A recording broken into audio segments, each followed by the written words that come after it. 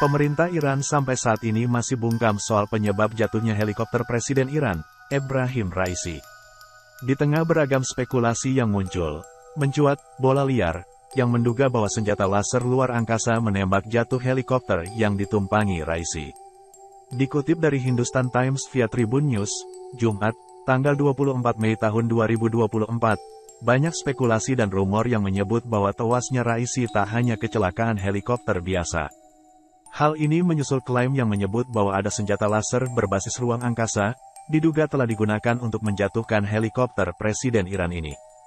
Berdasarkan laporan Hindustan Times, senjata laser ini mirip dengan teknologi balok besi yang beberapa kali sempat digunakan oleh Israel. Dugaan ini semakin menguat, usai Kepala Staf Kepresidenan Raisi menyebut bahwa kondisi cuaca saat insiden tergolong cerah selama penerbangan.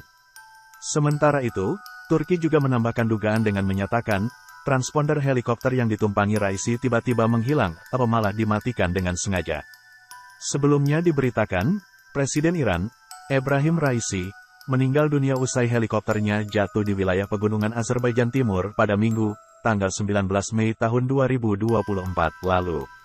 Adapun 8 penumpang lainnya, termasuk Menteri Luar Negeri Iran, Hossein Amir Abdollahian, juga meninggal dalam insiden ini.